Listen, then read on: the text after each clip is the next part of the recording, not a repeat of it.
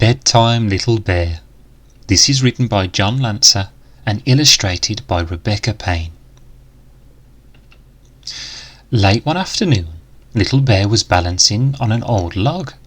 It was a good game. "Time for bed, Little Bear," called Mother Bear. "It's getting late." Little Bear stopped balancing for a moment and fell off.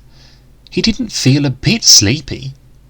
"I don't think that can be Mother Bear calling me," he said to himself. "It must have been the trickling stream." A few minutes later, Little Bear found some lovely leaves to play in. His friend, Mouse, passed by.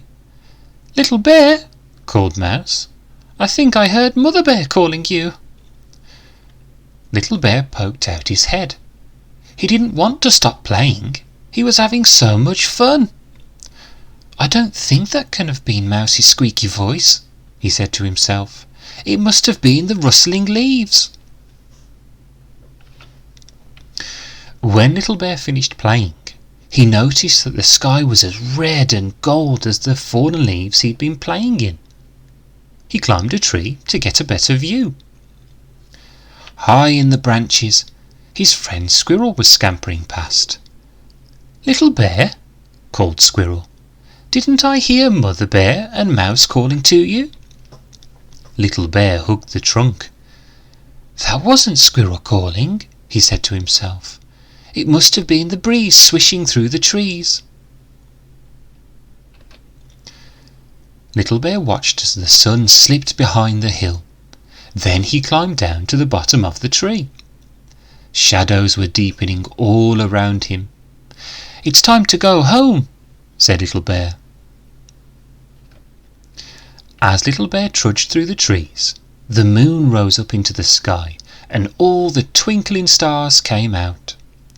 "It's almost as light as day," said Little Bear. "But somehow things look different at night, and scary too." Little Bear wasn't sure which way to go.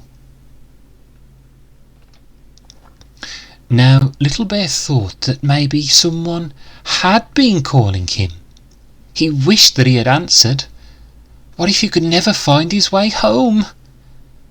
Just then he heard a tiny sound. "Little Bear." Little Bear listened harder. "Little Bear, Little Bear, Little Bear." "That's not the trickling stream," said Little Bear, "and it's not rustling leaves or the breeze in the trees. It sounds like Mother Bear." And it was. Little Bear ran right into Mother Bear's warm, furry arms. Mouse and Squirrel, who had been helping Mother Bear search for Little Bear, did a little dance of delight. Little Bear felt very sleepy now, so Mother Bear carried him home to his snuggly bed. "Good night, Little Bear," said Mother Bear softly. "Good night, Little Bear," called Mouse from his comfy bed. "Good night, Little Bear," said Squirrel from his treetop nest.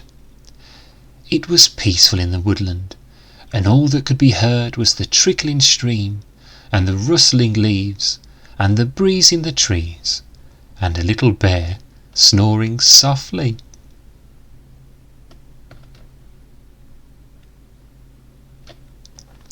The end.